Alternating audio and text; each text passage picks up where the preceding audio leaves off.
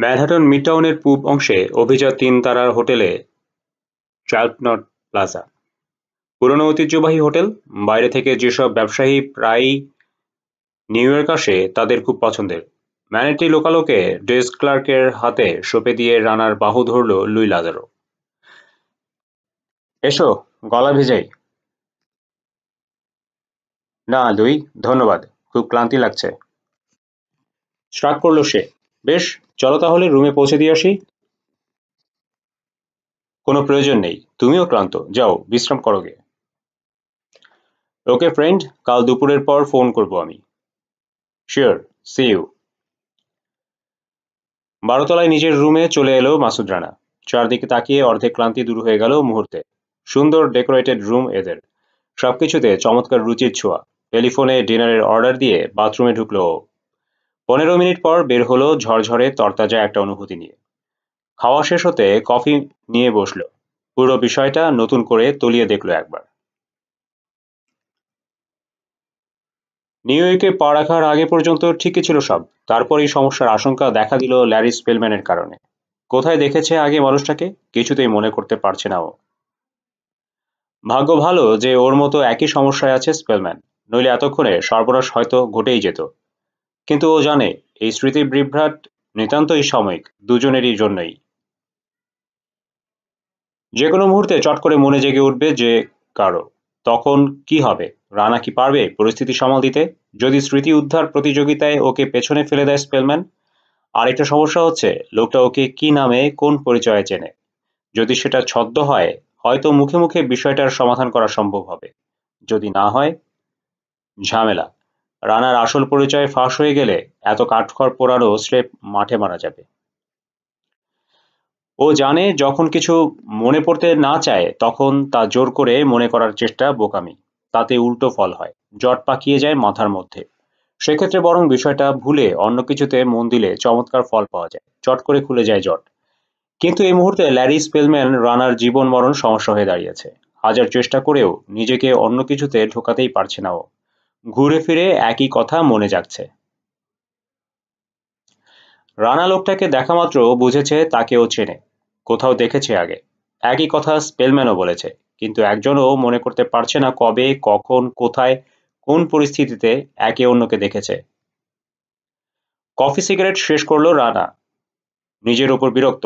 এই যখন মনের অবস্থা, প্রয়োজনের সময়ে ঠিকমতো সাড়া পাওয়া যায় না মস্তিষ্কের, বুঝতে হবে সময় শেষ হয়ে এসেছে। ছেড়ে দেওয়া উচিত এই বিপজ্জনক পেশা, নইলে প্রাণটাই হয়তো যে কোনো দিন ছেড়ে যাবে। সেটা যদি সময় মতো ঘটে, আফসোস থাকে না। কিন্তু ধ্যাত, সমস্যা সমাধানের ভার অবচেতন মনের উপর ছেড়ে দিয়ে বিছানায় উঠে পড়ল মাসুদ রানা। দেখা যাক ঘুমের মধ্যে ব্যাটা কোন পথ দেখায় কিনা। আকাশ পাতাল ভাবতে ভাবতে তন্দ্রার ঘোরে ঢলে পড়ল রানা। শেষ মুহূর্তে ফিলোমিনার মুখটা ভেসে উঠল চোখের সামনে। পরক্ষণে অতল ঘুমের রাজ্যে তলিয়ে গেল। কতক্ষণ ঘুমিয়েছে মনে নেই। আচমকা ভেতর থেকে কেউ ঠেলে জাগিয়ে দিল ওকে। মুহূর্তে পূর্ণ সজাগ সতর্ক হয়ে উঠল রানা। মনে হলো ঘুমায়নি, জেগেই ছিল এতক্ষণ। চোখ মেলল ও, এবং জমে গেল। নাকের ঠিক ৪ ইঞ্চি তফাতে রয়েছে অস্ত্রটা। পিলে চমকানো চেহারার একটা মাউজার। সরাসরি বাচক সই করে ধরে রেখেছে ওটা ল্যারি স্পেলম্যান। কুত্তার বাচ্চা! দাঁতে দাঁত পিষল সে। এক চুল নড়লে গুলি করব আমি। বিশ্বাস করল রানা। পড়ে থাকলো স্থির হয়ে। বুঝতে অসুবিধা হলো না যে প্রতিযোগিতায় হেরে গেছে ও স্পেলম্যানের কাছে। হাত বাড়িয়ে সাবধানে বেডসাইড ল্যাম্প জ্বেলে দিল লোকটা। চোখ ধাঁধিয়ে গেল রানার।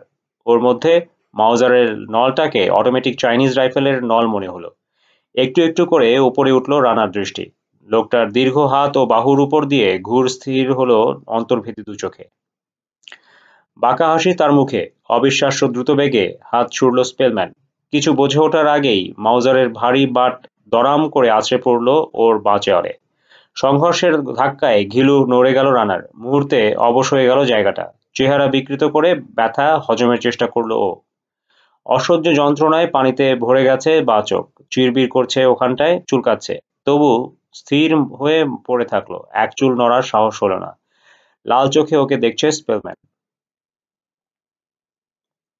খুনির দৃষ্টি জীবনে বহু দেখেছে মাসুদ রানা। খুনির চোখে চোখ রাখার অভিজ্ঞতা অনেকবার হয়েছে, কিন্তু স্পেলম্যানের চোখ ও চাউনির সাথে সে সবের কোনো মিল নেই। সম্পূর্ণ অন্যরকম, যা দেখলে সম্ভবত আজরাইলের পিলেও হোঁচট খাবে।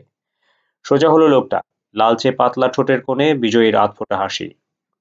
উঠে বসো, গম গম করে উঠল ভেতরের ড্রাম থেকে উঠে আসার শব্দ দুটো। সাবধানে, নির্দেশ পালন করলো মাসুদ রানা। ও পাশে নেমে সরে দাঁড়াও। নিজের উল্টো দিক দেখালো স্পেলম্যান। বালিশের নিচে রাখা ওয়ালথারটার কথা মনে পড়ল ওর। কোনো মতে যদি ওটা বের করা সম্ভব হতো, ভাবছে রানা। যদি একটা সুযোগ। হারি আপ, কর্কশ কণ্ঠে ধমকে উঠল লোকটা। নেমে পড়ল রানা। এদিকে ঘুরে দাঁড়ালো। দু পা পিছিয়ে দাঁড়াও। তাই করলো ও। আহত গালে হাত বুলিয়ে নিল। খাটের পাশে চলে এলো স্পেলম্যান। বালিশের তলায় হাত ভরে বের করে নিল রানার ওয়ালথার। চেহারায় সন্তুষ্টি নিয়ে ওটা পকেটে পুরল সে। এবার বসতে পারো তুমি। এগুলো মাসুদ রানা। স্পেলম্যানের চোখে চোখ রেখে খাটের এপাশে এসে পা ঝুলিয়ে বসল।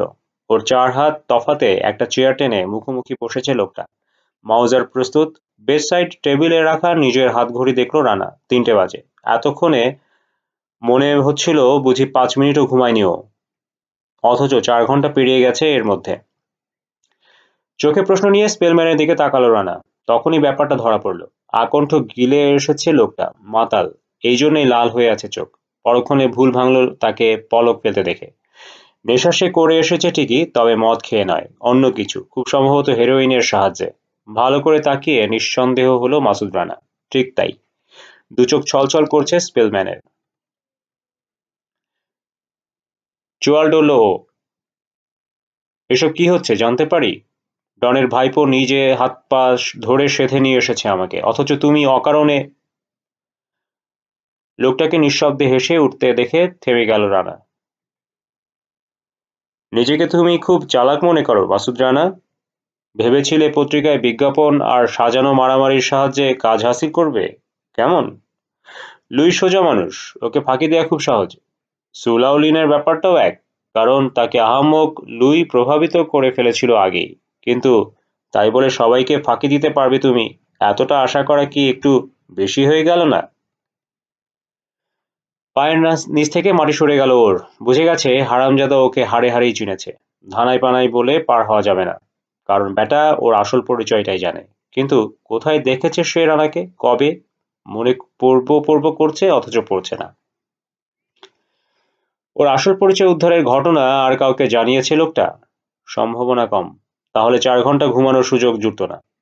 ক্ষীরেও একটা দুরাশা জাগলো মনে। তোমার কথা কিছুই বুঝতে পারছি না আমি। টিটকিরির ভঙ্গিতে মাথা দোলালো স্পেলম্যান। হয় এরকম, আমি জানি। মেন্টাল শক খেলে মানুষ কখনো কখনো নিজের পাপকেও চিনতে পারে না। এ তো সামান্য। দেখো স্পেলম্যান, তুমি মারাত্মক ভুল করছো। আমাকে আর কেউ ভেবে বসেছ। কোনো সন্দেহ নেই তাতে। ঠিক, কোনো সন্দেহ নেই। জানে যা ঘটার ঘটে গেছে। এ ফাঁস থেকে উদ্ধার পাওয়া অসম্ভব, তবু কিছুটা সময় পাওয়ার জন্য কথা চালিয়ে যেতে চাইছে রানা। যদি এর মধ্যে একটা সুযোগ পাওয়া যায়। আচমকা অদৃশ্য হাতের ভয়ঙ্কর এক লোক খেলো ও তলপেটে। বিদ্যুৎ চমকের মতো চিনে ফেললো সামনে বসা মানুষটিকে। হায় খোদা, শেষ পর্যন্ত। কোনো সন্দেহ নেই যে তুমি মাসুদ রানা, বাংলাদেশি স্পাই। ল্যারি, শোনো। Shut up bastard. রবার্টো গার্সিয়ার জুয়েলারি শোরুমে ডাকাতি করেছিলে তুমি কয়েক বছর আগে। এরই মধ্যে ভুলে গেলে সে কথা?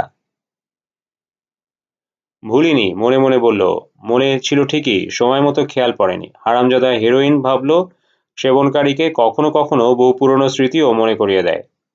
এক্ষেত্রেও তাই ঘটেছে। সারাদিন ওকে চিনতে পারেনি স্পেলম্যান, কিন্তু যেই পেটের পাউডার পড়েছে।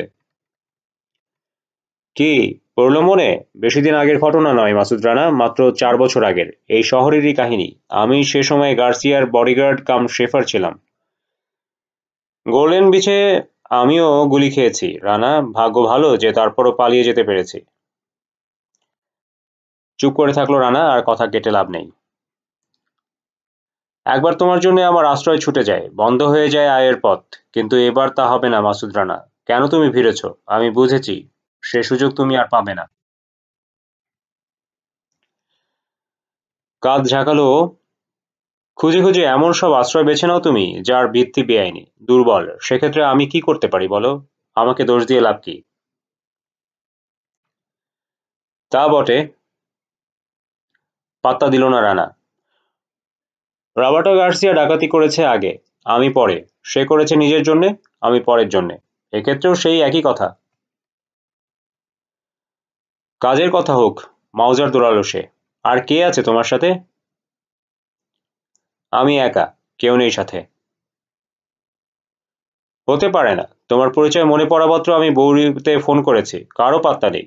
চার্লির ফোন কেউ ধরে না। লিনের হোটেল জানিয়েছে গতকাল সকাল 8:30টার দিকে এক ভদ্রলোকের সাথে বেরিয়ে গেছে সে, আর ফেরেনি। এসবের মানে কি? কার সাথে বেরিয়েছে লিন জিজ্ঞেস করনি? করেছি, ওরা বলে গিতানো রিগুয়েরির কোনো এক বন্ধুর সাথে গেছে। রুগেইরো? চোখ কচলালো মাসুদ রানা। তাকে তো তোমাদেরই ভালো চেনার কথা। তাকেই কেন জিজ্ঞেস করো না? সে তো যদ্দূর জানি তোমাদেরই একজন। সে পরে দেখব। আগে তুমি বলো, রুগেইরোর সাথে হাত মিলিয়েছো তুমি কি মতলবে? তখনই উত্তর দিল না ও। স্পেলম্যান যদি এই লাইনে চিন্তা করে সময়, তাহলে কিছু বেশি পাওয়া যাবে। ফ্র্যাঞ্জিনি তাহলে জানার চেষ্টা করবে কি ষড়যন্ত্র আছে ভেতরে। যদি তাই ভেবে থাকো, ভাবতে পারো। আমার মুখ তুমি খোলাতে পারবে না। অবশ্যই পারবো। ডন ফ্র্যাঞ্জিনি সব শুনতে আগ্রহী হবে বলেই আমার বিশ্বাস। কাজেই তাকে রিপোর্ট করার আগে বিস্তারিত আমার জানা প্রয়োজন। তা যতক্ষণ না হচ্ছে, এ ঘর ছাড়ছি না আমি। খুশির খবর, অন্তত একটা দুশ্চিন্তার হাত থেকে রেহাই পাওয়া গেল। বিষয়টা এখন পর্যন্ত স্পেলম্যানের মধ্যেই আছে। ডন জানে না। সে যখন জানে না, আর কারো না জানাই স্বাভাবিক। একটাই মাত্র বাধা এখন পথে, এটাকে যদি কোনো রকম উপড়ে ফেলা যায়। কিন্তু দুজনের মাঝের দূরত্ব প্রচুর। নরম বিছানায় দেবে বসে থাকা অবস্থায় ওর আচমকা কিছু করতে যাওয়া হবে চরম বোকামি। আর কি করা যায়? লোকটাকে রানার কাছে পেতে হবে। ওকে রাগিয়ে দেয়া গেলে কেমন হয়? খেপে গিয়ে যদি ওকে আরেকবার আক্রমণ করতে আসে ব্যাটা। কিন্তু মুশকিল যে ও এখন নেশার ঘরে আছে। এ অবস্থায় সহজ স্বাভাবিক আচরণ যদি না করে লোকটা, রাগ বেশি হয়ে গেলে যদি গুলি করেই বসে, তবু উপায় নেই রানার, চান্স একটা নিতেই হবে। নাক কুচকালো ও। একটা বতু পাঠাও তোমার মতো দুর্গন্ধ ছড়ায় না। স্পেলম্যান, গোসল করো না কত বছর? কাজ হলো না, অনড় বসে আছে সে, অস্ত্র নাচালো। মুখ খোলো মাসুদ রানা, নইলে গুলি করবো আমি। তোমার সে ক্ষমতা নেই। ডন ভেতরের সব জানার আগে আমাকে গুলি করতে পারো না তুমি। নেশার পঙ্খিরাজ ঘোড়ায় চেপে আছো বলে ভেবো না তুমি যা খুশি তাই করতে পারবে। খোঁচাটা লেগেছে জায়গা মতোই। রেগে উঠল স্পেলম্যান, তবে বুদ্ধি আছে বলে হজম করে গেল। অথবা হয়তো সোনার নেশার কারণেই বুদ্ধি শুদ্ধি জড়িয়ে গেছে। ঠিক মতো কাজ করছে না মাথা। অন্য লাইন ধরল রানা। নাম শুনে বোঝা যায় তুমি ইহুদি, তাই না ল্যারি? মা আছে তোমার? সে জানে তার ছেলে হেরোইন অ্যাডিক্ট? কোনো ইহুদি মায়ের জন্য ব্যাপারটা কত দুঃখজনক তুমি বোঝো? অন্য মায়েরা যখন তার সামনে গর্ব করে বলে, আমার ছেলে ডাক্তার, কি আমার ছেলে লয়ার, কত কষ্ট হয় তার অনুমান করতে পারো? বাজারে কিছু বলতেও পারে না, সইতেও পারে না।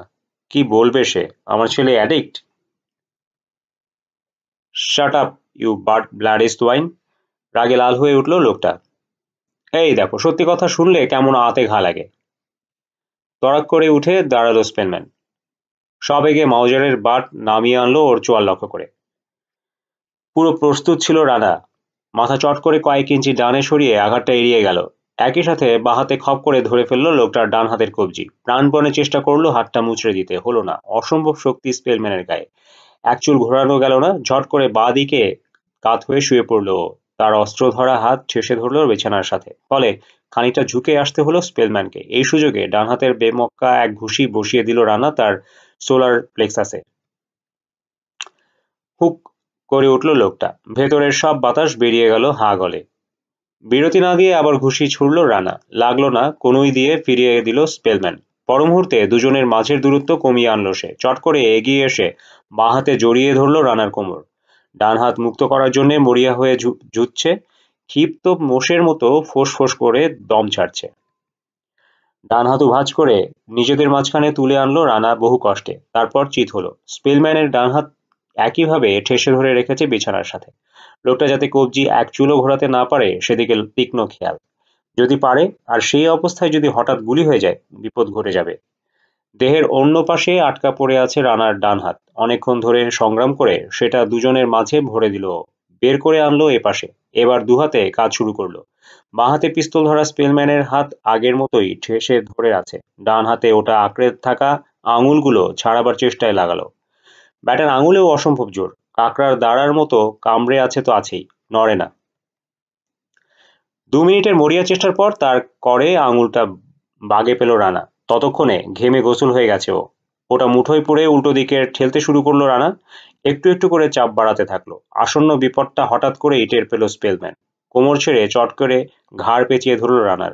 লম্বা লম্বা আঙুল সামনে এনে ওর নাক মুখ ঠেসে ধরে মাথাটা পেছন দিকে ঘোরাতে চাইছে। ঘাড় মোটকে দিতে চাইছে মাসুদ রানার। নীরবে লড়ছে দুজন। অমানসিক শক্তি ব্যয় করতে হচ্ছে বলে গলা দিয়ে ঘোঁত আওয়াজ করছে দুজনই। স্পেলম্যানের করে আঙুলের উপর চাপ আরো বাড়ল রানা। একই সাথে মাথা যথাসম্ভব নিচু রেখে সমস্ত মানসিক ও দৈহিক শক্তি এক করে ঘাড় সোজা রাখার সংগ্রাম করছে, কিন্তু কুলিয়ে উঠতে পারছে না।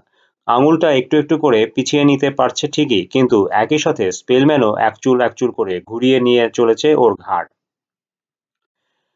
লোকটার হাতের তালু সেটে আছে রানার নাক মুখের ওপর। ওদিকে করে আঙুল আর অনামিকা প্রায় বড়শির মতো গেঁথে গেছে কণ্ঠার নরম হাড়ের ওপর। যে কোনো মুহূর্তে ক্যারোটিড আর্টারি ছিঁড়ে যেতে পারে রানার। চোখের সামনে রঙিন কুয়াশা দেখতে পাচ্ছে ও। তীব্র যন্ত্রণায় অবশ হয়ে আসছে হাত পা। এই সময় মৃদু মট আওয়াজ কানে এলো। আঙুল ভেঙে গেছে স্পেলম্যানের। মুহূর্তে গলার চাপ, পিস্তল ধরা মুঠো আলগা হয়ে গেল লোকটার। একই সাথে তীক্ষ্ণ গলায় চেঁচিয়ে উঠল সে। আঙুলটা ছেড়ে দিল রানা। পর মুহূর্তে গায়ের জোরে কোনোই চালালো স্পেলম্যানের নাক মুখ সই করে। আরেকটা হাড় ভাঙার আওয়াজ উঠল। ভেঙে ভেতরের দেবে গেছে তার নাকের কার্টিলেজ। দরদর করে রক্ত বেরিয়ে গেল। সাদা চাদরের অনেকটা জায়গা বরবাদ হয়ে গেল মুহূর্তে। পিছিয়ে যাওয়ার জন্য প্রাণপণে ধস্তাধস্তি করছে স্পেলম্যান, কিন্তু ছাড়ল না রানা। আবার চালালো কোনোই সবকে। এবার দেখে চালিয়েছে। সরাসরি ডান চোখের উপর আছড়ে পড়ল আঘাত। মাথার মধ্যে হাজারটা অত্যুজ্জ্বল নীল সূর্য জ্বলে উঠল স্পেলম্যানের। গলা ছেড়ে চিৎকার করে উঠল সে, কিন্তু এত কিছুর মধ্যেও পিস্তল ছাড়েনি। ভাঙা আঙুলের কথা ভুলে আঁকড়ে ধরে রেখেছে। ওটা হাতছাড়া হওয়ার অর্থ কি তা ভালোই বোঝে ব্যাটা।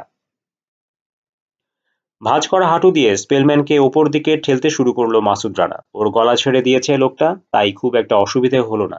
গায়ের ওপর দিয়ে গড়িয়ে রানার এপাশে চলে এলো সে। ভাঙা আঙুল আর নাকের যন্ত্রণায় তরপাচ্ছে। ডান চোখ বুজে আছে। নিজেকে মুক্ত করার আরেক চেষ্টা করলো স্পেলম্যান। বাঁ হাতের আঙুল রানার চোখে ভরে দেওয়ার জন্য বাড়ালো। মাথা ঘুরিয়ে তাকে ব্যর্থ করে দিল। বড়িয়া হয়ে লোকটার কোটের বাঁ পকেটে হাত ভরার চেষ্টা করলো। ওই পকেটে আছে ওয়ালথারটা। ব্যাপার টের পেয়ে সরে গেল স্পেলম্যান। ধাই করে বাঁ হাতের এক ঘুষি বসিয়ে দিল রানার পাঁজরে। চোখে অন্ধকার দেখলো ও। দম বন্ধ হয়ে আসছে তীব্র ব্যথায়। আবার ঘুষি আসছে দেখে ডান হাত তুলে বাধা দিল রানা। পর মুহূর্তে পিছলে নেমে পড়লো বিছানা থেকে। খাটের সাথে পা বাঁধিয়ে নিজেকে ঠেলে দিল ও সামনে। বাঁ হাতে তখনও স্পেলম্যানের কবজি ধরে রেখেছে। না দাঁড়ানো না বসা অবস্থায় ছিল লোকটা। রানা আচমকা লাফ দিতে ভারসাম্য হারিয়ে চিত হয়ে পড়ে গেল সে। মুহূর্তে বাদরের মতো এক লাফে তার বুকের ওপর চেপে বসলো রানা। ডান হাতে চেপে ধরল কণ্ঠনালী। সুযোগটা চিনতে ভুল হলো না স্পেলম্যানের। দুহাতেই ব্যস্ত রানার, কাজেই মুক্ত বাঁ হাতে একের পর এক ঘুষি মেরে চলল সে, ওর চোয়াল বুক ঘাড় লক্ষ্য করে। প্রত্যেকটা ঘুষি হাতুড়ির ঘায়ের মতো। মাথা গুলিয়ে গেল মাসুদ রানার, তবু ছাড়ল না। যত মার খায় ততই গলায় চেপে বসে। একটু একটু করে তেজ হারিয়ে ফেলল স্পেলম্যানের ঘুষি। নেতিয়ে পড়তে শুরু করেছে। মেঝেতে দুপা ঠুকছে দমাদম, কিন্তু পুরু কার্পেটের জন্য আওয়াজ চাপা পড়ে যাচ্ছে। শেষ মুহূর্তে পিস্তল ছেড়ে দুহাত কাজে লাগানোর চেষ্টা করলো লোকটা, কিন্তু হাত ছাড়াতেই পারল না। অস্ত্রটা নাগালের মধ্যে পড়ে থাকতে দেখেও আগ্রহ দেখালো না মাসুদ রানা। খুন চেপে গেছে মাথায়। একসময় জিভ বেরিয়ে পড়ল স্পেলম্যানের। চোখ কোটর ছেড়ে লাফিয়ে বেরিয়ে আসার জোগাড়। ধীরে ধীরে নেতিয়ে পড়ল সে, তারপর স্থির হয়ে গেল। তবু ছাড়ার নাম নেই রানার, ধরেই আছে। অনেকক্ষণ পর হুঁশ হলো ওর। লোকটাকে ছেড়ে গড়িয়ে পড়ল মেঝেতে। দম ছাড়ছে হাঁপড়ের মতো শব্দ করে। ঠেলে ঠেলে উঠছে প্রশস্ত বুক। ঘামে ভিজে সারা দেহ একাকার। দীর্ঘ সময় পর উঠে বসল রানা। ঘুরে তাকালো স্পেলম্যানের দিকে। স্থির হয়ে পড়ে আছে সে, চাউনি বিস্ফারিত। খোলা মুখের ফাঁক দিয়ে বেরিয়ে আছে জিভের ডগা। রক্তাক্ত মুখটা ভয়ঙ্কর দেখাচ্ছে। অনেক কষ্টে নিজেকে ঠেলে তুলল রানা মেঝে থেকে। বাথরুম থেকে তোয়ালে এনে ডলে ডলে ঘাম মুছল, সিগারেট ধরিয়ে ভাবতে বসল। সিগারেট শেষ করে উঠল। 10 মিনিট ধরে ধুমায়িত গরম পানির শাওয়ারের নিচে দাঁড়িয়ে ভিজল। তারপর 3 মিনিট ঠান্ডা পানিতে গোসল করতেই সুস্থ বোধ করল। পরিষ্কার হয়ে গেল মাথা। স্পেলম্যানের কথায় বোঝা গেছে ওর ব্যাপারে কাউকে কিছু জানায়নি সে ইচ্ছে করেই। চেয়েছে ওর স্বীকারোক্তি আদায় করে তবে বিস্তারিত জানাবে ডনকে। তার মানে এখনো ক্লিয়ার আছে মাসুদ রানা। তবে একটা সমস্যা আছে, সেটা হলো মৃতদেহটা। এর একটা ব্যবস্থা করা খুবই জরুরি। এখান থেকে বিদায় করতে হবে সমস্যাটাকে। শুধু ওতেই কাজ হবে না, কয়েকদিনের জন্য লুকিয়েও রাখতে হবে, নইলে বিপদ ঘটে যেতে পারে। বৈরুতে যেদিন সু লাওলিনের সাথে দেখা ওর, তারপর দিন থেকেই সে উধাও। একই দিন থেকে খবর নেই চার্লস হার্কিনের। এদিকে যেদিন নিউ ইয়র্কে পা রাখলো সেদিনই মরল ল্যারি স্পেলম্যান। এর মধ্যে যদি কোনো যোগাযোগ আছে বলে কেউ ভাবে, তাকে দোষ দেওয়া যাবে না। অতএব কিছুদিনের জন্য লুকিয়ে রাখতে হবে লাশটা। যতক্ষণ এটা গোপন থাকবে ততক্ষণ একটা দ্বিধার মধ্যে থাকবে ডন। সন্দেহ যাই হোক, অন্তত রানাকে তার সাথে সহজে জড়াতে পারবে না। দ্রুত প্যান্ট শার্ট পরলেও লাশটা কোথায় সরাবে তা নিয়ে ভাবল।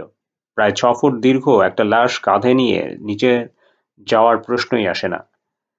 এই ফ্লোরেই কোথাও রাখতে হবে, কিন্তু কোথায়? ঘরের চারদিকে নজর বোলালো ও। তখনই প্রথম নজর পড়ল 2 দেয়ালের 2 দরজার উপর।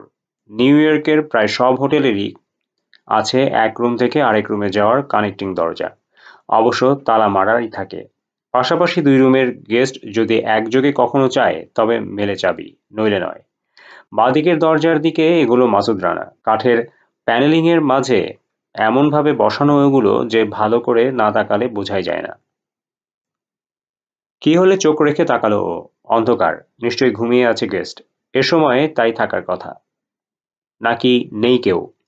ওর রুমের নম্বর 1234, অর্থাৎ পাশেরটা 35 হবে। কারণ রানা যেদিক থেকে এসেছে ক্রমানুসারে সেদিক থেকেই এসেছে রুমগুলো। ওর লক্ষ্য যে রুম, সেটা উল্টো দিকের, কাজেই ওর ধারণাই ঠিক। পুরো নিশ্চিত হওয়ার জন্যে রিসিভার তুলে 1233 নম্বর ঘোরালো রানা। 6 বার রিং হতে ঘুম জড়ানো কণ্ঠে সাড়া দিল কেউ। ঠিকই ছিল অনুমান। লাইন কেটে দিয়ে ভাবল রানা। 1235 ঘোরালো এবার। রিং বাজছে, সাড়া নেই। একটানা 10 মিনিট বাজলো ফোন, ধরল না কেউ। বাথরুমে চলে এলো রানা। টয়লেট কিটে রাখা স্টিলের সরু 4 ইঞ্চি লম্বা একটা পিক নিয়ে ফিরে এলো। এক মাথা চ্যাপ্টা ওটার, মাঝখানে থেকে কাটা, সামান্য বাঁকা প্রান্তটা। 1 মিনিট পুরো হওয়ার আগেই কুট শব্দে খুলে গেল কানেক্টিং দরজার লক। চলে এলো রানার পাশের রুমে। নেই কেউ, ফাঁকা। স্পেলম্যানের গা থেকে কাপড় চোপড় খুলে নিল ও। কেবল আন্ডার শার্ট, শর্টস আর জুতো মোজা রাখলো। দুপা ধরে লাশটা টেনে পাশের রুমে নিয়ে এলো। এ রুমেই রাখবে ভেবেছিল, পরে কি খেয়াল হতে 36 নম্বর রুমে ফোন করলো মাসুদ রানা। কাছ থেকে যত দূরে রাখা যায় এ জিনিস ততই মঙ্গল। একই অবস্থা, সাড়া নেই কারো সে রুমেও। 1 মিনিট পর 36 নম্বরে ঢুকলো রানা। ঝাড়া 10 মিনিট পর নিজের রুমে ফিরল ও। স্পেলম্যান তখন বসে আছে 1239 নম্বর রুমের বাথরুমে। মাথার ওপর পুরো খোলা বরফ শীতল ঠান্ডা পানি শাওয়ার। রুমের এয়ার কুলারের ডায়াল ফুল কুল এর উপর অন করা আছে ওটা। সহজে যাতে পচন না ধরে সেজন্য এই ব্যবস্থা। নিশ্চিন্ত মনে কাপড় ছাড়ল রানা। 4টা বাজে।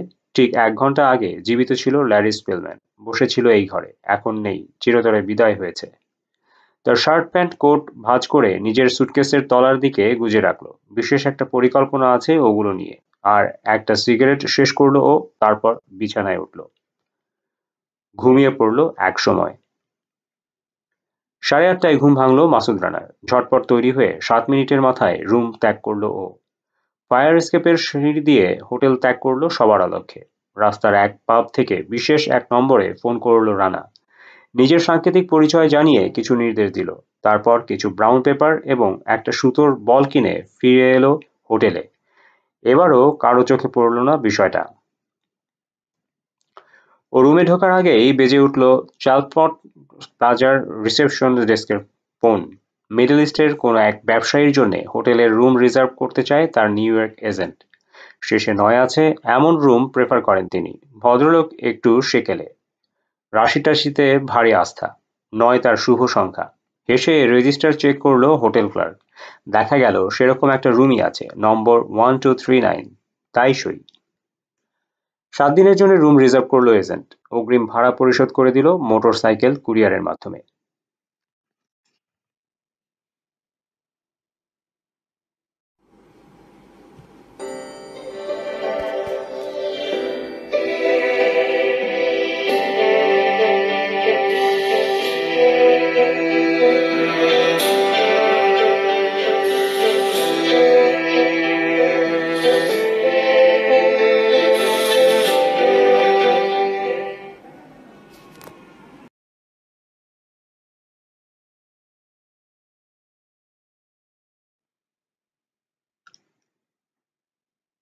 বারোটার একটু আগে দ্বিতীয়বারের মতো হোটেল ত্যাগ করলো রানা। এবার সামনে দিয়ে, হাতে একটা শপিং ব্যাগ, ওর মধ্যে ব্রাউন পেপারে সুন্দর করে মোড়া আছে ল্যারি স্পেলম্যানের শার্ট প্যান্ট। ট্যাক্সি চেপে সিটি মেইন পোস্ট অফিসে এলো ও। প্যাকেটটা পোস্ট করে দিল জোসেফ ফ্র্যাঞ্জিনির নামে। প্রেরকের নাম ঠিকানা লিখল গিতানো রুগেইরো, 157 Thomson street, new York, NY 10011।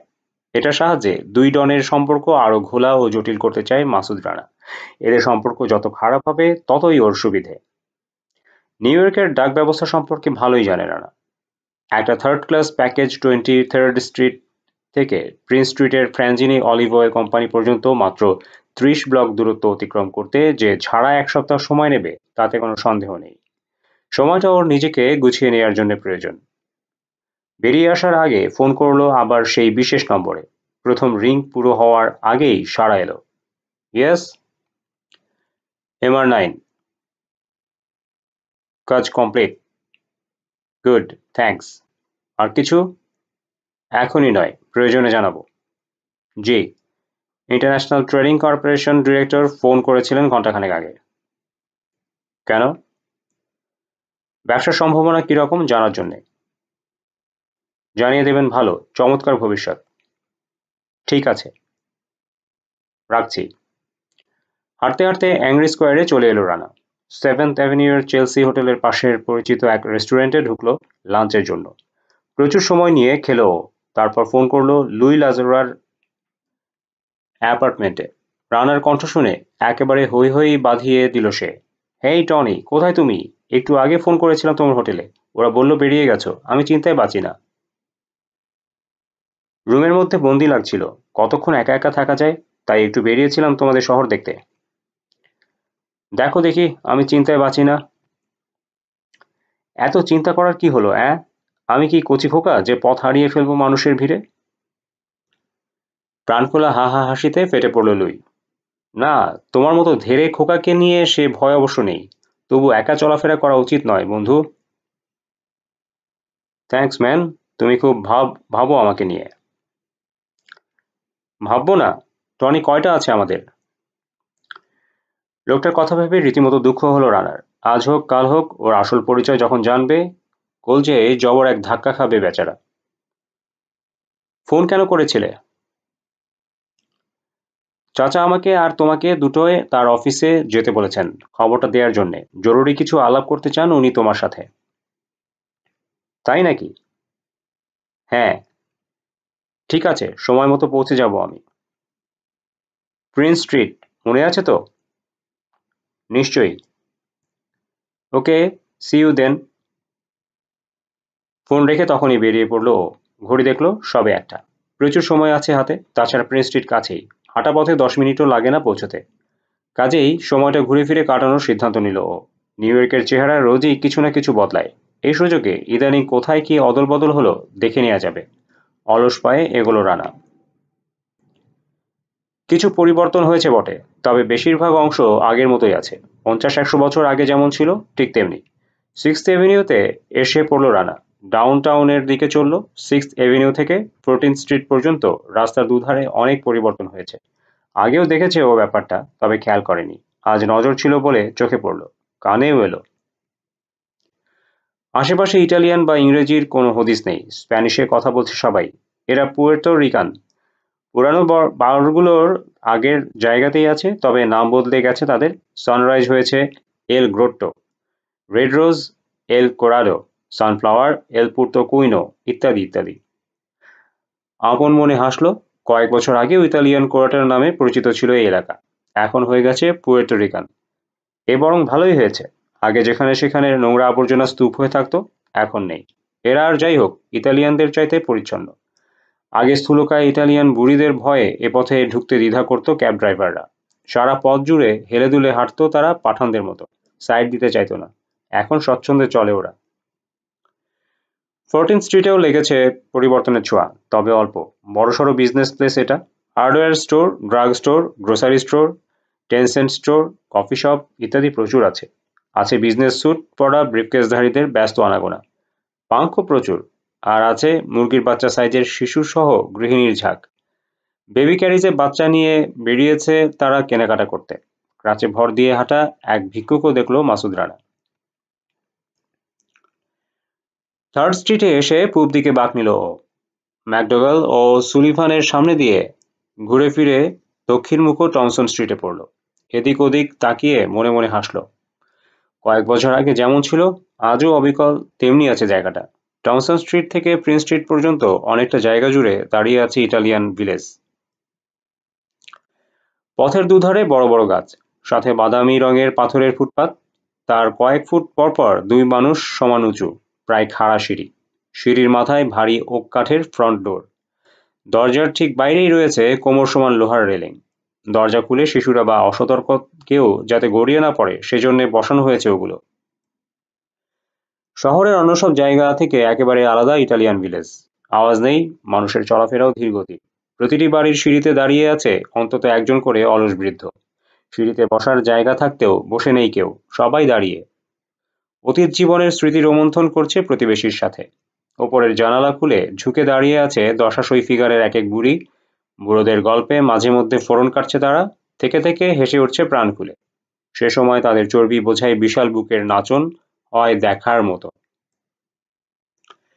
কিছুটা সময় এগোতে হাতের ডানে পড়ে সেন্ট থেরেসা জুনিয়র হাই স্কুলের নিচু দেয়াল ঘেরা প্রকাণ্ড খেলার মাঠ। বেকার যুবক তরুণরা শিশুদের সাথে সফটবল খেলায় ব্যস্ত সেখানে। পুরো এলাকার মধ্যে এই একটি জায়গাতেই যা একটু কোলাহল। প্রচুর মেয়েও আছে এখানে। সাইডওয়াকে দাঁড়িয়ে ছেলেদের খেলা দেখছে। চোখ তাদের ব্যস্ত দেখায়, মুখ কথা বলায়। বিরামহীন কথা বলছে সবাই। কেউ কারো কথা মন দিয়ে শোনে বলে দেখে অন্তত মনে হয় না। থেকে থেকে হাসির সম্মিলিত কামানও ডাকছে। প্রাণচাঞ্চল্যে ভরপুর একদল শিশু, তরুণ তরুণী, দেখতে ভালোই লাগছে। এই রাস্তায় ব্যবসা প্রতিষ্ঠান বড় একটা নেই। কিছু ক্যান্ডি স্টোর, গোটা তিনেক নিউজ পেপার স্ট্যান্ড, দুটো খাবারের দোকান। খোলা জানালায় বিজ্ঞাপনের জন্য মাংসের পুর দেয়া প্রকাণ্ড সালামি ঝুলিয়ে রেখেছে দোকানি। আর আছে কয়েকটা ড্রাগ স্টোর। টমসন স্ট্রিটে ফিউনারাল পার্লারই আছে 3টা। একটা ফ্রান্সিনি পরিবারের, একটা রুগেইরোদের। সাধারণ ইটালিয়ানদের জন্য আছে শেষেরটা। এই রোডের এক শাখা স্ট্রিটের এক প্রান্তের নাম হাউস্টন, অন্য প্রান্ত স্প্রিং। পরপর 5টা রেস্টুরেন্ট আছে এখানে, চমৎকার ডেকোরেশন করা ইটালিয়ান রেস্টুরেন্ট। সামনের খোলা আঙিনায় টেবিল চেয়ার পাতা, টেবিল ক্লথ তো আছেই, এমনকি ফুলও সাজানো আছে প্রতিটি টেবিলের, যে কোনো অভিজাত রেস্টুরেন্টের মতো। এলাকাবাসীরা নিত্য পান করে এসব রেস্টুরেন্টে, তবে লাঞ্চ ডিনার করে না। বাসায় পাক হয়, অতএব রেস্টুরেন্টে খাওয়ার কোনো প্রয়োজন নেই। অথচ তারপরও সন্ধ্যের পর একটা টেবিলও খালি থাকে না এদের কারো। বিজ্ঞাপন দেওয়ার প্রয়োজন হয় না এদের। স্প্রিং স্ট্রিটের শেষ মাথায় পৌঁছে বাঁয়ে ঘুরল মাসুদ রানা, ওয়েস্ট ব্রডওয়ের দিকে। যেসব ইটালিয়ান পরিবার মাফিয়ার গোড়াপত্তন ঘটিয়েছিল এ শহরে, এই জায়গা তাদের আবাসিক এলাকা। টমসন স্ট্রিটে অনেক সাধারণ ইটালিয়ান আছে, এখানে নেই একজনও। এখানে থাকে সব গ্র্যান্ড ওল্ড ফ্যামিলিয়া। ঠিক দুটোয় ফ্রাঞ্জিনির প্রিন্স স্ট্রিটের অফিসে পৌঁছল রানা। গেটের গার্ড ইন্টারকমে ওর উপস্থিতির খবর জানালো। অনুমতি পাওয়া গেল তৎক্ষণাৎ। সাদা রঙের টাইট সোয়েটার পরেছে আজ ফিলোমিনা, হয়তো সবাইকে নিজের বুকের আকৃতি সম্পর্কে পরিষ্কার ধারণা দেওয়ার জন্যে। নিচে বাদামি সুয়েড স্কার্ট, সামনের অংশ পুরোটা ফাড়া, বোতামওয়ালা। ওপর দিকের মাত্র 3টে ছাড়া সব বোতাম খোলা। হাঁটার সময় তার লোভনীয় উরুর প্রায় পুরোটাই দেখা যায়। এক রাতে যথেষ্ট উন্নতি হয়েছে ফিলোমিনার, ভাবল রানা। মৃদু নড়ের সাথে বিশেষ রমণীমোহন হাসি ছুড়ল। অন্য পক্ষ থেকে দুটোরই প্রতি উত্তর এলো, তবে যান্ত্রিক, আন্তরিক নয়। উইন্ডো ক্লিনার বা ক্লিনিং লেউরিকেও বোধহয় এই হাসিতেই প্রত্যাভিধান জানায় ফিলোমিনা। ফ্র্যাঞ্জিনির অফিসে পৌঁছে দিল সে রানাকে। আগেই পৌঁছেছে লুই, চাচার সাথে কথা বলছে, সেই সঙ্গে টেনিস বলের মতো বাউন্স করছে। বেশ উত্তেজিত, আলাপের কেন্দ্র যে ও নিজে, বুঝতে অসুবিধা হলো না। Hi Tony. দ্রুত কাছে এসে হ্যান্ডশেক করলো সে। ঠিক সময় এসেছো, তোমার জন্য অপেক্ষা করছিলাম। আমি সময় মেনে চলি লুই। বিশাল ডেস্কের পিছনে হুইল চেয়ারে বসে ডনের উদ্দেশ্যে নট করলো ও। মাথা দোলালো বৃদ্ধ, হাত তুলে মুখোমুখি একটা পিঠখাড়া খালি চেয়ারে দেখালো। বসো। বসলো রানা পায়ের উপর পা তুলে। লুইও এগিয়ে এলো, একটা চেয়ার ঘুরিয়ে উল্টো করে বসলো সেটায়, দুহাত ভাঁজ করে রাখলো ব্যাকের উপর। তাই দেখে হালকা কুঞ্চন ফুটলো ডনের ভাঁজ পড়া কপালে। আপন মনে মাথা দোলালো সে, যেন ভাইপোর ছেলে মানুষদের বিরক্ত হয়েছে। মোটা মোটা আঙুল দিয়ে সিগার বক্স থেকে একটা সিগার বের করলো সে। সেলোফেন মোড়া কালো রঙের দীর্ঘ চুরুট। বেশ সময় লাগলো তার মোড়ক ছাড়িয়ে ওটা ধরাতে। লুই বলছে তুমি খুবই কাজের মানুষ টনি। শ্রাগ করলো রানা, কাজ চালিয়ে নিতে পারি আর কি। কয়েক মুহূর্ত ভাবলো কিছু ডন। ঘন কাঁচা পাকা ভুরুর নিচে আধ বোঝা দু চোখ প্রায় ঢাকা পড়ে আছে তার, দেখা যায় না ভালো মতো। বেশ বেশ। চোখটা নামিয়ে হুইল চেয়ারের দুপাশে হাত ঘোরালো সে খানিক। মনে হলো খুঁজছে কিছু, না পেয়ে তাকালো, তারপর হেরে গলায় হুঙ্কার ছাড়লো, ফিলোমিনা, ফিলোমিনা, আমার ব্রিফকেস কোথায়? তক্ষুনি দরজা খুলে হাজির হলো মেয়েটি। বাদামি রঙের একটা অ্যাটাশে কেস টেবিলে রেখে বেরিয়ে গেল। সেদিকে হাত বাড়ালো পপাই, চোখ তুলে লুইকে দেখলো। ল্যারিকে দেখেছো আজ? এখনো পাত্তাই নেই ওর, কোথায় গেছে কে জানে। না, কাল রাতের পর আর দেখিনি। কয়েক মুহূর্ত নীরবে কাটলো। ঢপ ঢপ করছে রানার বুকের মধ্যে, জিভ শুকিয়ে আসছে। আমিও না, কাজ থাকলে যাবে, কে নিষেধ করেছে, কিন্তু বলা নেই কওয়া নেই, যত্ত সব। গোপনে স্বস্তির নিঃশ্বাস ছাড়লো রানা।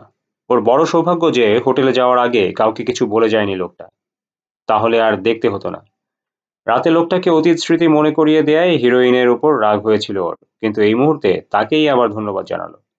ওই জিনিসটাই নিয়মকানুন ভুলিয়ে দিয়েছিল ল্যারিকে, যা সে সুস্থ মস্তিষ্কে থাকলে এটা কখনো করতো না। উপরস্থদের না জানিয়ে কিছু করতে যাওয়া সম্পূর্ণ নিষিদ্ধ মাফিয়া আইনে। স্ট্যান্ডার্ড প্রসিডিউর এরাও রক্ষা করে চলে কড়াকড়িভাবে। কেস থেকে একগাদা কাগজ বের করলো ডন। প্রথম পাতায় চোখ বোলালো কিছু সময়, তারপর ডালা বন্ধ করে তার ওপর রাখলো ওগুলো। লোকটার চাউনি, অভিব্যক্তি, অঙ্গভঙ্গি এর মধ্যে সম্পূর্ণ পাল্টে গেছে। পুরোপুরি ব্যবসায়ী বনে গেছে ডন জোসেফ ফ্র্যাঞ্জিনি। ফ্র্যাঙ্কলি টনি, এ কাজের জন্য অন্য সময় হলে আমি তোমাকে কিছুতেই নিতাম না। তুমি একেবারেই অপরিচিত, তার উপর অর্গানাইজেশনের কেউ নও। তবু তোমার উপর আমি ভরসা করছি, কারণ আমার ভাইয়ের ছেলে লুই তোমাকে খুব পছন্দ করে। ওর খুব আস্থা তোমার উপর। লুই যখন এত করে বলছে। থেমে কাজ ঝাঁকালো ফ্র্যাঞ্জিনি। সবচেয়ে বড় কথা, এই মুহূর্তে সত্যিকার কাজের মানুষের বড় অভাব চলছে আমাদের, সময় ভালো যাচ্ছে না। নীরবে তার দিকে তাকিয়ে থাকলো মাসুদ রানা। এসব মন্তব্য প্রশ্ন নয়, কাজেই শুনে যাওয়া ছাড়া করার কিছু নেই। মুশকিল হচ্ছে, আবার শুরু করলো ডন, একসাথে অনেক সমস্যার মোকাবেলা করতে হচ্ছে আমাদের। পুলিশের সাথে যে সমঝোতা ছিল, বর্তমানে তা পুরোপুরি ভেঙে পড়ার অবস্থা হয়েছে। ওরা ঝামেলায় ফেলছে আমাদের। ওদিকে রুগেইরো নামে এক মাফিয়া ডন সময় খারাপ বুঝে আমাদের ক্ষতি করার জন্য উঠে পড়ে লেগেছে। আমাদের অর্গানাইজেশন অনেক বড়, পদে পদে অসুবিধের সম্মুখীন হচ্ছি আমরা ওদের জন্য। এ ধরনের পরিস্থিতি সামাল দিতে প্রয়োজন হয় এফিসিয়েন্সি এক্সপার্টের। এতদিন সে দায়িত্ব লুই সামলেছে। তার দিকে ফিরল রানা, মুচকে হাসলো সে। বৈরুতে ওকে কিভাবে দলে টানার জন্য উঠে পড়ে লেগেছিল লোকটা, ভাবলো ও। এফিসিয়েন্সি বলে তাকে, নিজ দলের গোষ্ঠীর প্রতি নিখাত বিশ্বস্ততা বলে। তার মানে চেহারা দেখে যতটা সহজ সরল মানুষ মনে হয় লুইকে, আসলে সে তার উল্টো। যথেষ্ট বুদ্ধি রাখে, তবে বুদ্ধি যতই থাকুক, মানুষ তো, ভুল তার হয়ই, যেমন হয়েছে রানাকে বাছাই করে। যেন ওর মনের কথা বুঝতে পেরেই বলল ডন, লোকে যা মনে করে দেখে, লুই ততটা সহজ সরল নয়, তবে এও ঠিক যে ওকে আমি গ্যাংস্টার করে গড়ে তুলিনি। চেয়েছি বাপ মরা ছেলেটাকে লেখাপড়া শিখিয়ে ব্যবসায়ী বানাতে। মাথা দুলিয়ে চাচাকে সমর্থন করল সে। 3 ভাই ছিলাম আমরা। বড় ভাই লুইগি, লুইর বাবা। তার মৃত্যু হয় কোরিয়া যুদ্ধের সময়। মার্কিন নৌবাহিনীতে অফিসার ছিল লুইগি। লুই তখন খুব ছোট। ওকে নিয়ে আসি আমি নিজের কাছে। আলফ্রেডো নামে আরেক ভাই ছিল আমার, ফিলোমিনার বাবা। একদিন এক দল সন্ত্রাসী তুলে নিয়ে গেল তাকে রাস্তা থেকে, আর ফেরেনি সে। লোকটার মিথ্যে বলার আর্ট ভালোই জানা আছে, ভাবল রানা। লুইগি সম্পর্কে যা বলেছে, একদম ডাহা মিথ্যে বলেছে ফ্র্যাঞ্জিনি। আলফ্রেডোর ব্যাপারেও তাই। সত্যি ঘটনা হচ্ছে, আলফ্রেড ও জোসেফের সম্পর্ক খুব একটা ভালো ছিল না। দ্বন্দ্ব ছিল পরিবারের নিয়ন্ত্রণ কে করবে তাই নিয়ে। আলফ্রেডো ছিল মেঝো, জোসেফ ছোট। লুইগির মৃত্যু হওয়ায় মাফিয়া আইন অনুযায়ী আলফ্রেডোরই ডন হওয়ার কথা ছিল, কিন্তু প্রচণ্ড উচ্চাভিলাষী জোসেফের পক্ষে তা মেনে নেওয়া সম্ভব হয়নি। দুই ভাই পরস্পরের বিরুদ্ধে সশস্ত্র সংঘর্ষে জড়িয়ে পড়ল। মুখ দেখাদেখি বন্ধ। সেই সময় স্ক্লেরোসিসে আক্রান্ত হলো জোসেফ। প্রথম প্রথম অবস্থা এত খারাপ ছিল না। লাঠিতে ভর দিয়ে হাঁটতে পারত সে, গাড়ি চালাতেও অসুবিধা ছিল না কেন। যুদ্ধে যুদ্ধে পরিস্থিতি এমন দাঁড়ালো যে ফ্র্যাঞ্জিনি পরিবারই ধ্বংস হয়ে যায় অবস্থা। কূটবুদ্ধির জোসেফ তখন অন্য পথ ধরল। আলফ্রেডোর কাছে সন্ধির প্রস্তাব পাঠালো। এক কথায় তা গ্রহণ করলো সে। কোনো এক ফেব্রুয়ারি মাসের এক সকালে দুই ভাইয়ের একান্ত বৈঠকের আয়োজন করা হলো। নির্দিষ্ট দিনে নিজের ক্যাডিল্যাক নিয়ে একা বের হলো জোসেফ। আলফ্রেডোর নিউ জার্সির অ্যাপার্টমেন্টে তাকে তুলে নিয়ে রওনা হলো পূব দিকে। চলতে চলতে আলোচনা করবে দুই ভাই। এরপর কেউ আর কোনোদিন দেখেনি আলফ্রেডোকে। কিন্তু জোসেফের গল্প অন্যরকম। আলফ্রেডোকে নিয়ে সে শহরে ফিরে এসেছিল বলে দাবি করেছে জোসেফ। এখনো তাই করে। সুলিভান রোডে তাকে নামিয়ে দিয়ে চলে যায় সে। ওখান থেকে অপহৃত হয় আলফ্রেডো।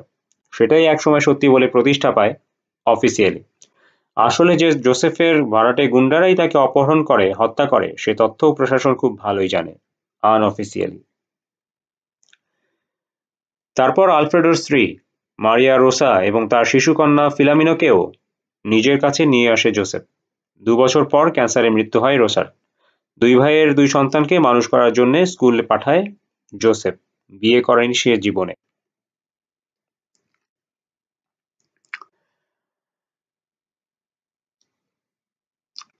এরপর কলম্বিয়া ইউনিভার্সিটিতে পাঠালাম লুইকে, বলে চলেছে ডন। সেখান থেকে গ্র্যাজুয়েশন করে ফিরল। তারপর থেকে আমরা অলিভ অয়েল ব্যবসা দেখাশোনা করার কাজে ওকে লাগিয়ে দিলাম। লুইয়ের প্রতি আগ্রহ আরো বেড়ে গেল রানার। কোন সাবজেক্টে গ্র্যাজুয়েশন করেছো তুমি? বিজনেস অ্যাডমিনিস্ট্রেশন, হাসল লুই। এই জন্যই চাচা ভাবছেন আমি হয়তো আমাদের বেলাইনে চলে যাওয়া কিছু কিছু অপারেশনকে ঘষে মেজে লাইনে ফিরিয়ে আনতে পারবো। ডনের দিকে ফিরল ও। সেগুলো কি? ইতস্তত করতে লাগলো বৃদ্ধ।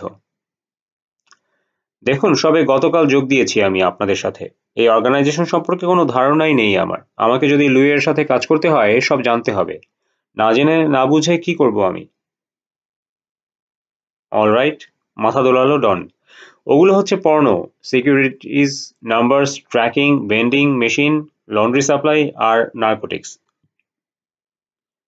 No prostitutions? বাহাতে মাছি তাড়ানো ভঙ্গি করলো ফ্র্যাঞ্জিনি। ওই নোংরামি আমরা করি না। যেগুলোর কথা তোমাকে বললাম তার বাইরেও অনেক ব্যবসা আছে আমাদের। সেসবে কোনো সমস্যা নেই, ঠিকই চলছে। যেগুলোর নাম বললেন সেগুলোই সমস্যা চলছে? হ্যাঁ, ভীষণ সমস্যা। লুইয়ের দিকে তাকালো ও। সমস্যাগুলো চিহ্নিত করেছো? বিব্রত বোধ করলো লোকটা। ওয়েল, ওকে আসলে এসব থেকে আমি দূরে দূরে রেখেছি এতকাল, বলে উঠল বৃদ্ধ। লুই বোঝে কেবল অলিভ অয়েল ব্যবসা। রানার চেহারায় বিস্ময় চাপা থাকলো না। তাই দেখে আবার বলল সে, বুঝি হাস্যকর শোনায়। তারপরেও সত্যি যে ফ্র্যাঞ্জিনি পরিবারের পরবর্তী ডন এসবের কিছুই জানে না। কিন্তু আমি তো চুপ করে থাকতে পারি না। একটা কিছু প্রতিকার তো করতেই হবে আমাকে। আমার আজকের কাজ ওকে কাল করতে হবে, যে জন্য এখনই ওর হাতেখড়ি হওয়া উচিত। তো আমাকে কি করতে হবে? বৈরুতে যে মারামারি তুমি করেছো শুনলাম, তাছাড়া ক্যাংয়ের মতো একজনকে পঙ্গু করে দেয়া তোমার মতো একজনের পক্ষে অবিশ্বাস্য বলে মনে হয়। তবু দুটোই সত্যি। তোমার শক্তি, সাহস, বুদ্ধি সব আছে। আমার ইচ্ছে অর্গানাইজেশনে যেসব মাসলম্যান আছে তাদের পরিচালনার ভার তুমি নাও। লুইও তাই চায়। আমি পঙ্গু, লুই অন্য লাইনের। ওকে তেমন পাত্তা দেয় না আমার লোকেরা। আমি তো নজরই দিতে পারি না সব দিকে। আমি বুঝি ওরা আমার সাথে প্রতারণা করছে, কিন্তু ধরতে পারি না। তুমি দায়িত্ব নিলে ওদের উপর নজর রাখলে ওরা ঘাবড়ে যাবে, চুরি প্রতারণা কমে যাবে। অবিশ্বাস্য, ভাবল ও। সাক্ষাতের 24 ঘন্টা পুরো হওয়ার আগেই ওকে এত গুরুত্বপূর্ণ দায়িত্ব দেবে ডন? এ কল্পনারও বাইরে। অবশ্য এই জন্যে লুইয়ের ভূমিকা প্রচুর। ঠিক আছে, রাজি হলো রানা। আর সব বুঝলাম, কিন্তু ট্রাকিং কি? ট্রান্সপোর্টেশন ব্যবসা? দুহাতে হুইল ধরে চেয়ার ফুটখানেক পিছিয়ে নিল বৃদ্ধ মুখ খোলার আগে। ট্রাকিং অর্থ আমাদের সেন্সে হাইজ্যাকিং। Hijacking operation. আমার এই অপারেশন চালায় জো পলিটো। যথেষ্ট অভিজ্ঞ মানুষ, বেশিরভাগই গার্মেন্টস ডিস্ট্রিক্ট স্টাফ। মাঝে মধ্যে টিভি স্টোভের মতো হার্ডওয়্যারও ট্র্যাকিং করা হয়ে থাকে। গতকালই ব্রুকলিন থেকে 300 স্টোভ হাইজ্যাক করেছিল জো, কিন্তু ঝামেলা হয়ে গেছে। পুলিশ, এফবিআই, এমনকি রুগেইরও পর্যন্ত আমাদের পিছু নিয়েছে।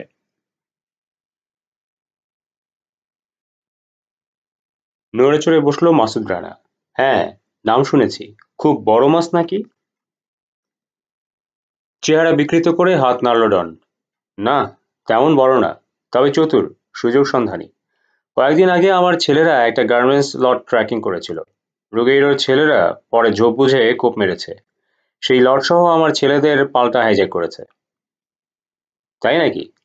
আমি তো শুনেছি এখানকার ফ্যামিগ্লিয়া ওগুলো নিয়মকানুন মেনে চলে। নিজেদের মধ্যে। মাঝারি তরমুজ আকারের মাথা দোলালো জোসেফ ফ্র্যাঞ্জিনি। সাধারণত, তারপরও মাঝে মধ্যে এক আধটা অঘটন ঘটে যায়।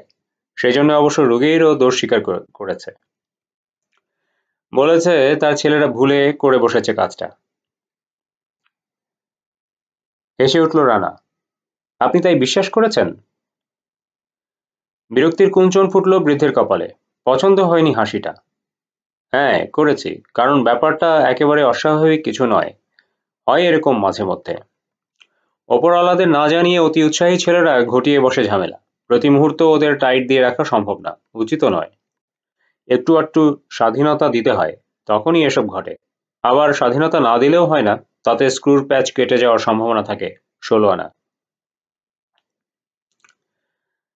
অন্য সব অপারেশনের কী অবস্থা?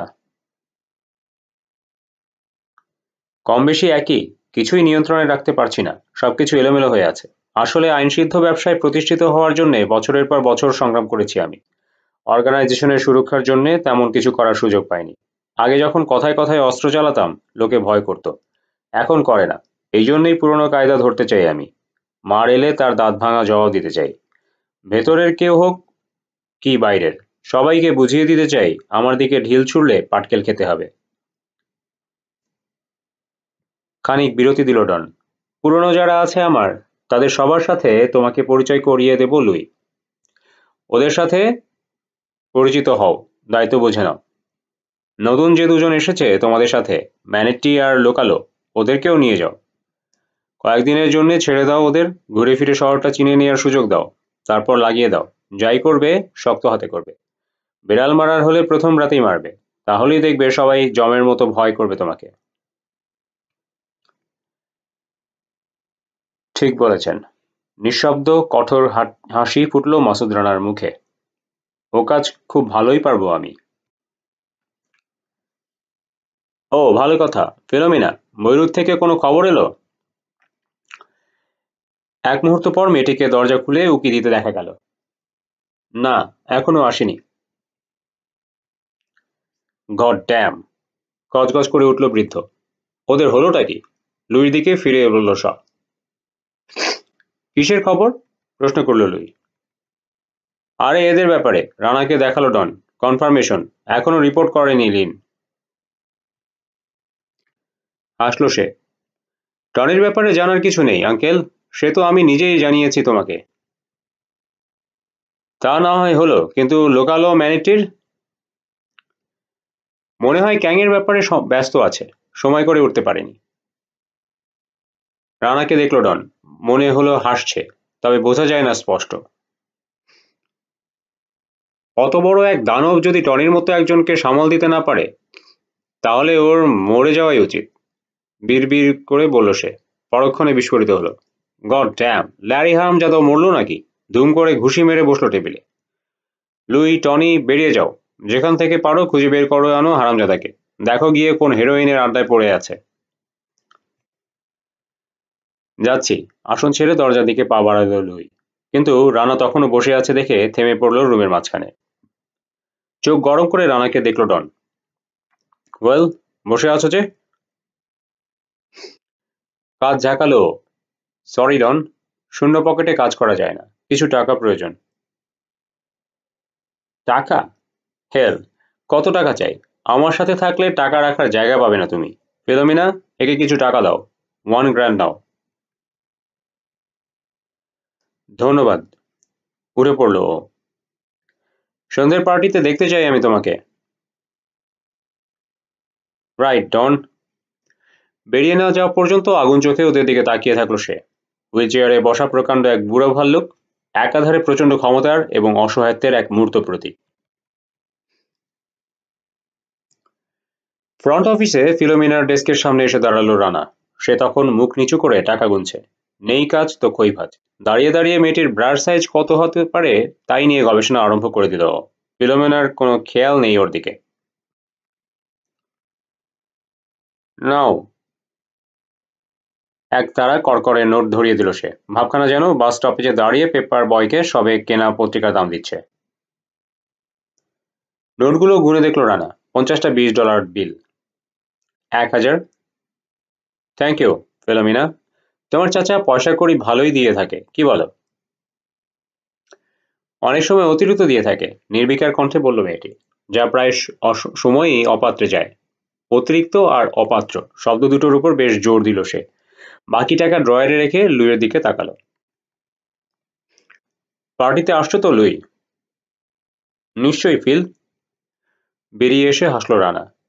ব্যাপার কি লুই? তোমার কাজিন মনে হলো আমার উপর বিরক্ত।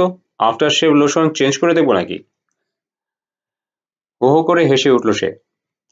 তাতে সুবিধা হবে বলে মনে হয় না টনি। ও কাজ পাগল গোছের মেয়ে। আমার মতো কেবলই অলিভ অয়েলের অ্যাকাউন্টস সামলায়, অন্য সব বিষয়ে মানে তেমন আগ্রহী নয় আর কি।